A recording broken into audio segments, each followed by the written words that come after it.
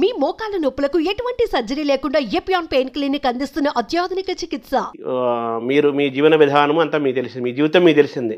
అవును, మీకంటే ఎవరికి ఎక్కువ తెలియదు. అవును. కానీ నేను ఇటువంటి వాతావరణం నుంచి వచ్చిన వాడిని ఈరోజు మంత్రి హోదాతో ఒక పదవి నాకు ఇస్తున్న అనౌన్స్ చేశారు అనగానే రాష్ట్ర ప్రభుత్వం ఏమనిపించింది సార్ ఫస్ట్ ఇది వినగానే? అయితే మీరు వేసిన ప్రశ్న చాలా గంభీరమైన ప్రశ్న వేశారు నన్ను. ఇందులో నేను మీతో ఏ అరమరిక లేకుండా ఒక విషయం ప్రస్తావిస్తాను. నాకు ఈ పదవి ఇచ్చినప్పుడు నన్ను మొట్టమొదట అందరూ అడిగింది ఏమిటంటే, మీరు దీన్ని తీసుకుంటున్నారా అని అడిగారు. నేను తీసుకుంటున్నాను అని చెప్పాను. వెంటనే నన్ను అడిగిన ప్రశ్న ఏంటంటే, మరి మీకు గతంలో తిరుమల తిరుపతి దేవస్థానంలో ఇస్తే మీరు ఎందుకు తీసుకోలేదు అని అడిగారు. ఇప్పుడు ఒకటి తీసుకోవడం ఒకటి తీసుకోకపోవడం అన్నది కేవలం మన వ్యక్తిగత అభిప్రాయం ఒకదాని మీదే ఉండదండి. నేను ఇదే ముఖ్యమంత్రి గారు చంద్రబాబు నాయుడు గారు నాకు ఒకప్పుడు ఇలాగే సలహాదారు పదవి ఇచ్చారు, ఎంతో గౌరవంగా ఇచ్చారు. కానీ నేను అప్పుడు తీసుకోలేదు. కారణం ఏమిటంటే, నేను భారత ఆహార సంస్థలో ఇంకా పదవీ విరమణకి దగ్గరికి వెళ్ళిపోయాను. ఆ సందర్భంలో ఇంకా నాకు ఇప్పుడు మారి ఇంకొక చోటుకి వెళ్ళి మళ్ళీ ఇక్కడ పదవీ విరమణ చేయడానికి కాగితాలు పెట్టుకోవడం ఇవి ఇబ్బంది వచ్చేస్తుందని నేను ఆ సమయంలో వెళ్ళలేదు. వెళ్లకుండా నేను ఉండిపోయాను. ఆ పదవి నాకు వద్దండి అని చెప్పేశాను. రెండవసారి నాకు జగన్మోహన్ రెడ్డి గారు ముఖ్యమంత్రిగా ఉన్న కాలంలో తిరుమల తిరుపతి దేవస్థానం ధర్మ ప్రచార పరిషత్తుకి సలహాదారుగా ప్రకటించారు.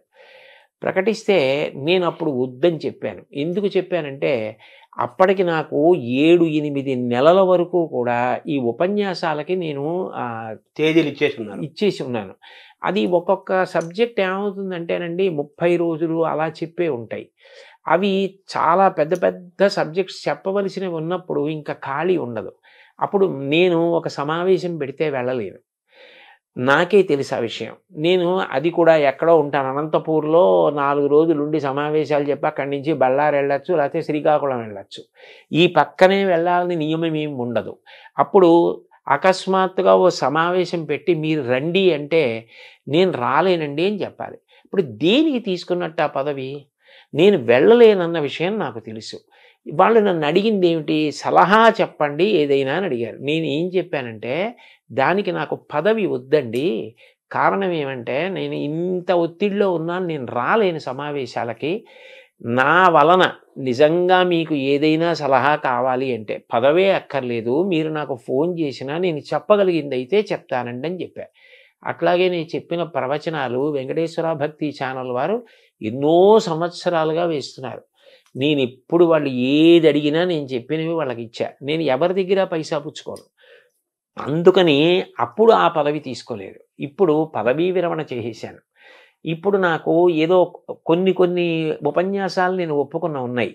కానీ నేను దీని గురించి ఒక స్పష్టత వచ్చి పిల్లలకి చెప్పడానికి నేను కాలాన్ని ప్రణాళిక చేసుకోవడానికి నాకు అవకాశం ఉన్నటువంటి సమయం. అందుకని ఇది అంగీకరించాను. కానీ యథార్థానికి నాకు ఈ స్థాయి కావాలి ఆ స్థాయి కావాలని నేను అడగలేదు. బహుశా ఏ ప్రేమ చేతనో లేకపోతే ఈయనకి ఇచ్చిన కర్తవ్య నిర్వహణలో ఇది ఆయనకి సానుకూలం అవుతుంది అన్న ప్రేమ చేతనో వారు అట్లా ప్రకటించారు. దాన్ని నేను కూడా అంతే సహృదయంతో స్వీకరించా.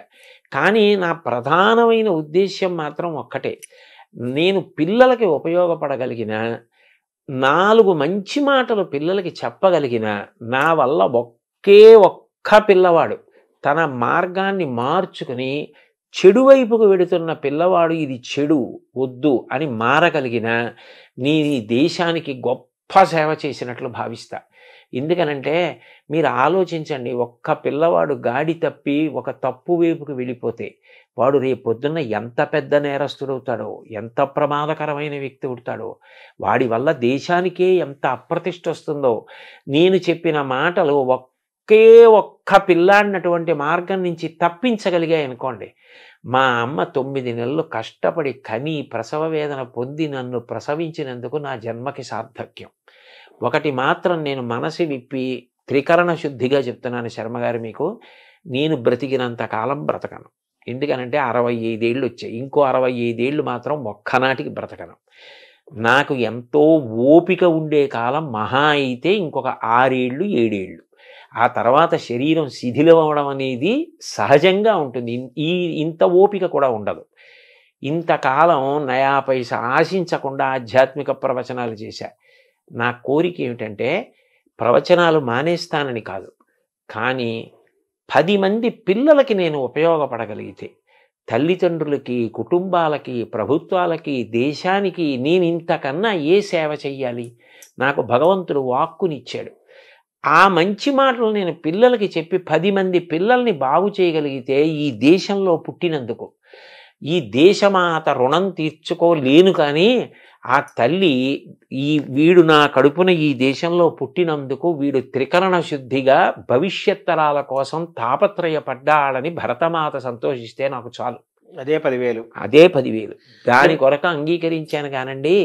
నిజానికి ఇతర విషయాలు వాళ్ళు ప్రేమతోటి, గౌరవంతో ఇది బహుశా ఈయనకి ఉపయోగపడుతుందని కల్పించిన స్థానం అని నేను అనుకుంటున్నాను. దానివల్ల మీకు సహజంగా తీసుకున్నారు. నేను ఎవరిని ఇది ఇవ్వండి అని ఎప్పుడు అడగలేదండి.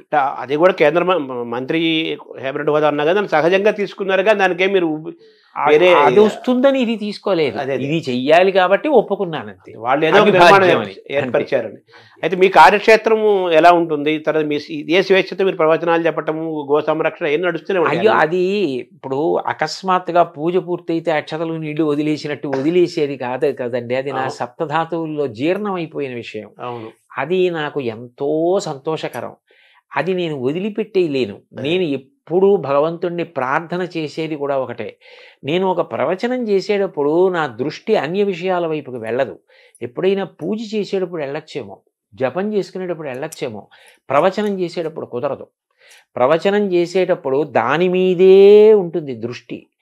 అంటే ప్రవచనం చేసేటప్పుడు నేను వెళ్ళిపోగలిగితే భగవంతుని వైపే దృష్టి పెట్టి వెళ్ళిపోతానని నాకు ఒక పెద్ద ఆశ. అలాంటిది నేను ప్రవచనాలు వదిలేస్తానని ఎలా అనుకుంటాం? వదలలేను. కానీ నేననేది ఏంటంటే ప్రవచనానికి విద్యార్థులకి సంబంధం లేదని అనుకోకూడదు. నేను మొన్న విశాఖపట్నంలో ప్రవచనానికి వెళుతుంటే బోళ్ళంతమంది పిల్లలు ఉన్నారు. నేను ఎందుకో వచ్చారు లా ఉందనుకుని సభలోకి వెళ్ళిపోయారు. రెండో రోజు కూడా సభలోకి వెళుతుంటే పిల్లలు అందరూ ఉన్నారు. నేను అందులో ఒక అమ్మాయిని పిలిచి అడిగా, అమ్మాయి ఏమి నువ్వు వచ్చావు అని అడిగాను. అడిగితే ఆ పిల్లంది, మాకు ఇది ఆధ్యాత్మిక ప్రవచనంలా అనిపించదండి, మాకు ఇందులో మేము పాటించవలసిన విషయాలు అనేకం అర్థమవుతున్నాయి. రాటు పోటు తట్టుకుని నిలబడ్డం అంటే ఏమిటన్నది మేము రాముడి గురించి మీరు చెప్తున్నప్పుడు వింటున్నాం. ఏ వయసు అమ్మాయి సార్? ఆ అమ్మాయి ఆ పక్కనే గాయత్రి ఇంజనీరింగ్ కాలేజ్ అందులో చదువుకుంటున్నటువంటి పిల్ల.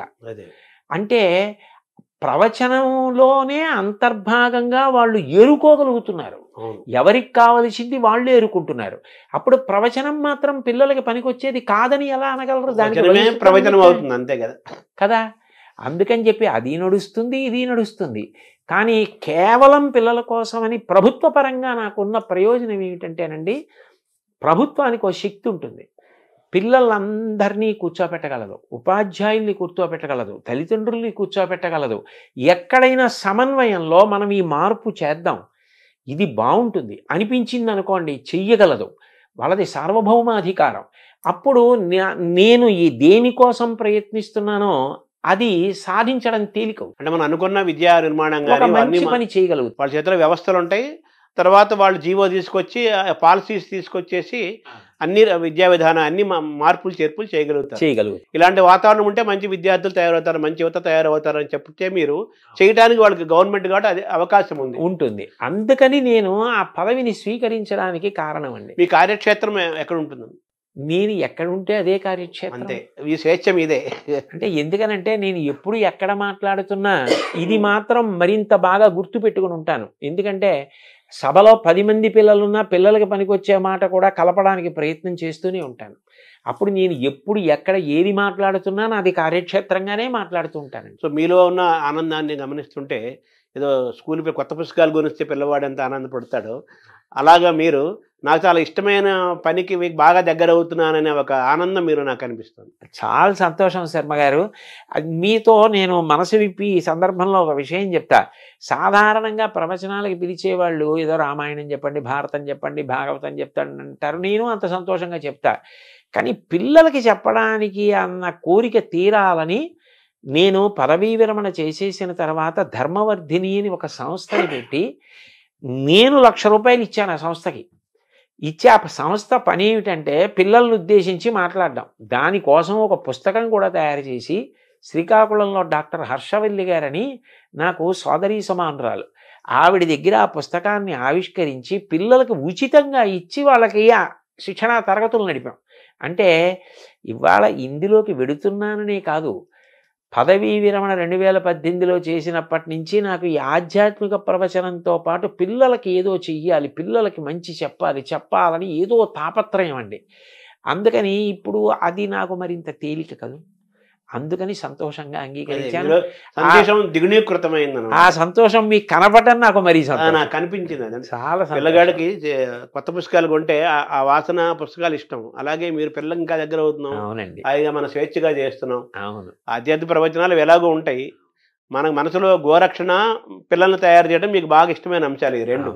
అవునండి, ఈ రెండు సాగుతాయి. అవును. మిమ్మల్ని సద్వినియోగం చేయాల్సిన అవసరం అందరికీ ఉంది. మిమ్మల్ని ఎంత సద్వినియోగం చేసుకుంటే అంత మంచిది. అంతే అంతే. నమస్కారం సార్. చాలా సంతోషం శర్మ గారు.